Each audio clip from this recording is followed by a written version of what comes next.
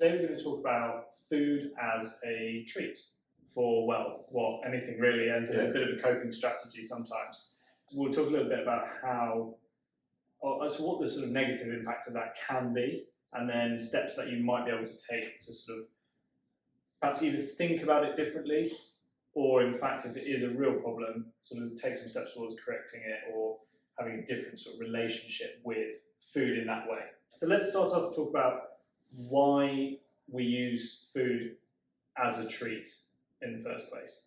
Yeah, I think a lot of it can come from this idea of the kind of dichotomy of kind of good foods and bad foods. So it's like when we start thinking about whether it's getting healthier, weight loss, fitness, any of those kind of goals, we've already, like, this short list appears in our mind of like foods that are good for that, and they're not foods that are not good for that. And then so immediately you have this kind of on-off situation where I'm either doing things that are good for my goal, or if I'm ever having what we would call, I guess, treat foods, and we'll get on to maybe what they are in a minute, say it's chocolates or pizza or these kind of things, I'm kind of off track with that. Okay, so immediately you've created this difference, which I think can set up the negative association with those kind of further down the line, in terms of how can treats possibly coexist with a fitness goal. Yeah, I think that's why those foods tend to be, the foods that we associate as treats tend to then be highly palatable, tend to high sugar, high fat, and they also tend to be those foods that get marketed as an indulgence as well. Yeah, for sure. I mean, there's a reason why it's always the same kind of foods that end up falling into that category. There's exactly as you said, kind of high sugar, high fat, things that are high calorie but also like hyper palatable, stuff that tastes really, really nice. You know, it's kind of chemistry in a sense, which is our brains happy when we're eating those kind of foods. And, you know, for better or worse, companies have cottoned on to that, so we have these foods. I say for better because we all like to have a nice cheesecake in a restaurant, you know, and so it is definitely a great thing that adds to people's quality of life. But then at the same time, these foods are so palatable that then we find ourselves a little bit powerless at times to. It's really, really easy just to eat through a whole sleeve of biscuits because they're designed in such a way to make them very tasty. So let's see if we can do a very short version on those hyper palatable foods, to use a bit of a buzz phrase. We talk about reward and using food as a treat, just what's going on in the brain when we eat those foods compared to, I don't find many people talk about treating themselves with broccoli. Yeah, absolutely. Well, I think, you know, Russ, you're probably the right man to tell us a little bit about the brain chemistry in terms of dopamine response to these types of foods and how that makes us feel. What I would add to it, though, particularly with these kind of foods we're discussing, is when you compare a food like a biscuit, so if you say something, you take a biscuit and you compare that to foods that you find naturally occurring in nature, okay? So it's actually very rare in nature that you're going to find a food that is high in both fat and sugar. Okay, so plenty of foods are high in fat, so you've got your nuts, your avocados, these kind of high in fats, and plenty of foods are high in sugar, so fruits, you know, honey, these kind of things. But that combination is only really found in milk, which is actually to be fed to a baby to help it grow, kind of thing. It's not something that we've been drinking kind of naturally outside of being babies, I guess. So already that's kind of an interesting tell, which is that these foods that we create that are hyperpalatable are not something that you find naturally. So you kind of get this this double effect from both of those foods in combination is almost giving you access to more calories from the fat and more of the palatability with the sweetness of it, then you wouldn't be able to eat that many calories off something like broccoli, for example, because the density of calories is not there and the kind of palatability is not there to get through what would be buckets of that type of food to get there. But no, in terms of, and like I say, Ross, you feel free to kick in with the brain side of things, but it is literally that release of dopamine, which is kind of feel good a sensation when you're eating those hyperpalatable foods with that kind of sugar content, fat content. Yeah, I think with that, so keeping that in mind, if you think about the types of foods that you might treat yourself with, if they fall into that processed bracket, non-natural, or if they're natural but they're leaning towards an excessive amount of sugar and fat that you're sort of seeking, sometimes it can be less of a treat if you're having way too much of those foods. All of a sudden, the relief, which is actually sometimes what we're seeking with those types of foods from stress, is a big one. You know, if you're feeling tired or stressed, that food is a wonderful distraction because it tastes great and it releases all of this dopamine, so you get both effects. And for the moments when you're eating it and some moments afterwards, you do feel better. It's a great coping strategy, and it does feel like a reward, like a treat, like a luxurious thing. However, I think very, very quickly you can overeat on those things, and actually then you get these kind of feelings of guilt that come in afterwards. And I think that's where you might want to look at solutions to that habit if it's becoming excessive or if it's happening too often, because it doesn't actually always then feel like a treat. It actually feels like something that's sort of sabotaging your relationship with food. It's having a negative effect. So you go beyond the initial positive effect and now you're into the realms of negative. So with that in mind, what are your thoughts on how you sort of rationalize that bit and then how you find some solutions? It's a really good point, and it's a nice sort of segue into what we're really talking about here, which is how does it apply to what we're trying to do with fitness and wellness and everything, which is that this whole dopamine release and all this, none of this is a problem, right? This is absolutely normal and how things should be. It's only when it moves into that space of, are we eating these kind of foods all of the time, and we're kind of almost reliant on this, as you say, relief, like we need this as a crutch rather than something that we're including as part of the big picture. And maybe the first sort of stop on that journey is to look at, there's lots of other places where you can get that same feeling, the dopamine response and that kind of thing, as you might with those foods, one of which is exercise.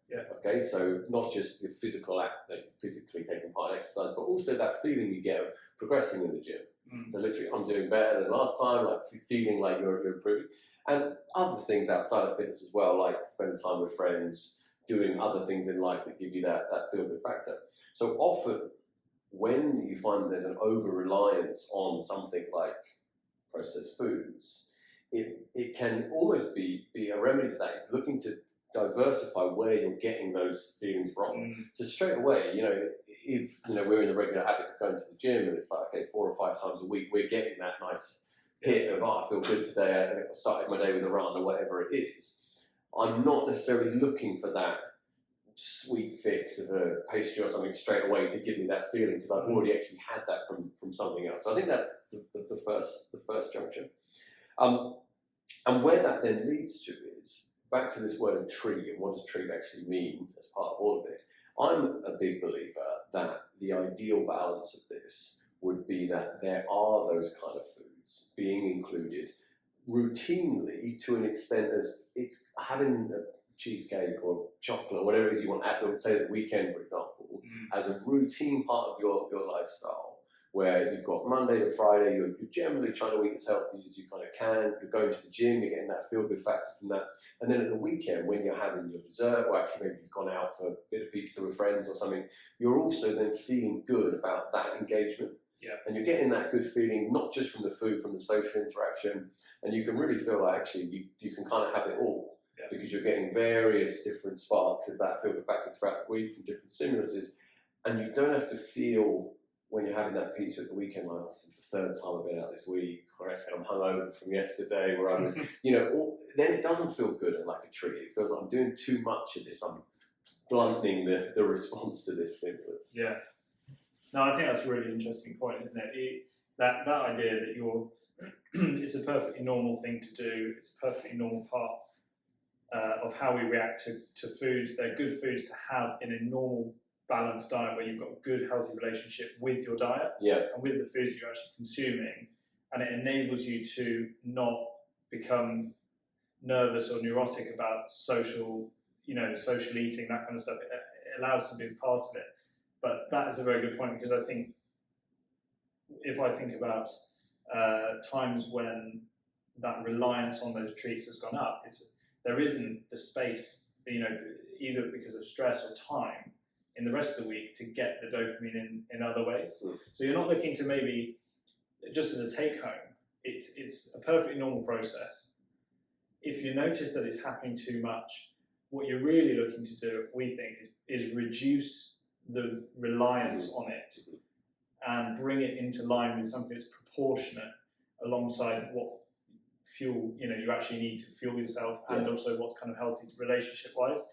And to do that, rather than try and remove it completely, you try and reduce it and replace it with other things that give. Because the other thing is, if you're using it as a coping strategy for stress, for instance, and you notice it's happening more like in the evening when you get back from work or in your downtime, looking at psychological practices like breathing, meditation, going for a walk outside in nature, listening to podcasts, that kind of stuff, those are very, very effective dopamine secreting activities that will elevate that. And they also help to relax you as well.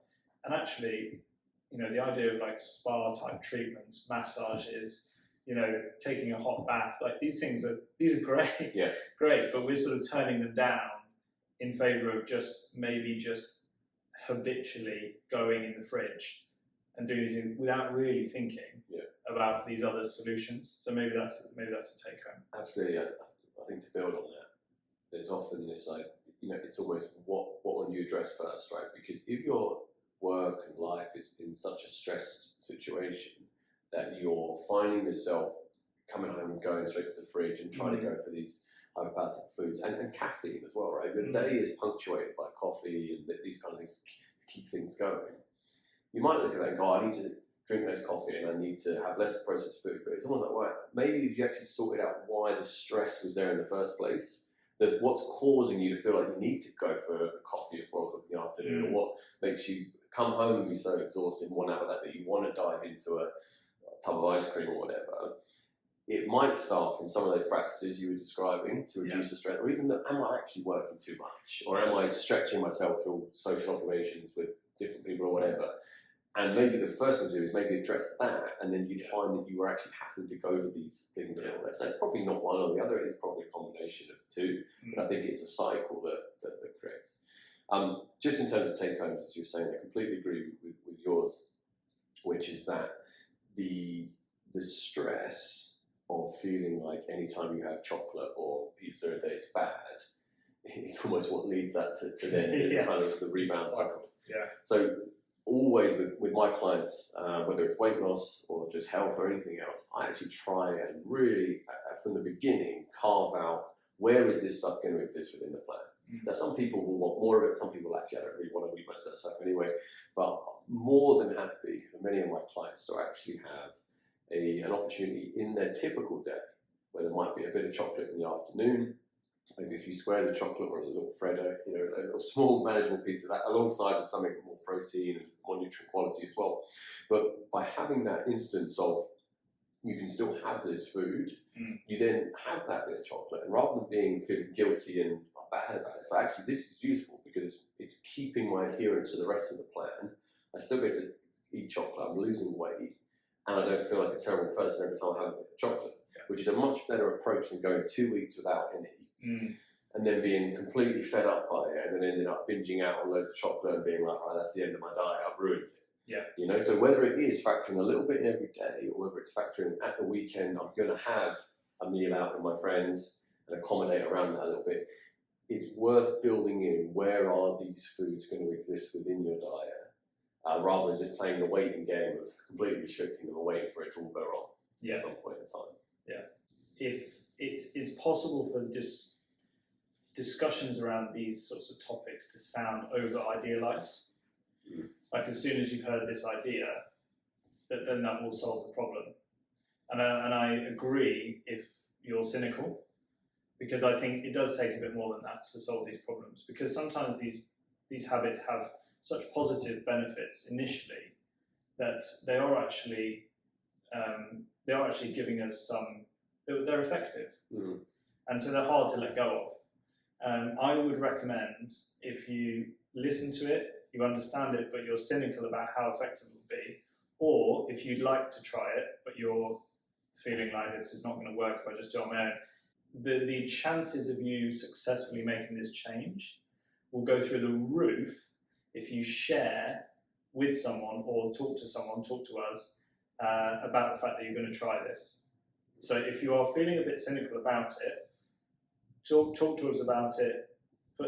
Ping us a message in the comments, and share the fact that you're going to try this with us. And I guarantee you'll be more successful the moment you share it with someone else, because these sorts of habits, we assume they are just ours alone. We isolate ourselves and we see it as a problem that we have and something that we're doing wrong. And when we socialize the problem, instantly when somebody else says, I've done exactly the same thing, it takes the pressure off. And as soon as the pressure comes off, as you were saying, that cyclic stress pattern is broken, and it's much easier for you to implement a plan. So that would be my final piece on it. If you're feeling cynical, speak to us, and I guarantee it will make it easier. Yeah, definitely. It's something I do with clients a lot. Is just a bit of a photo food diary sometimes, when it's like, just send me a picture of the snacks you're having. And there's lots of reasons that helps, but it also normalises. Add this bit of chocolate, cool, great. Yeah. I mean, great, that's brilliant. And just normalises eating these kind of things and including them in your diet is actually the goal. Is to include this stuff in a sensible way, rather than just I can never eat chocolate again. That's not. It's not a nice way to live your life. It's not particularly sustainable either. Perfect. Cool. All right. Thanks, guys.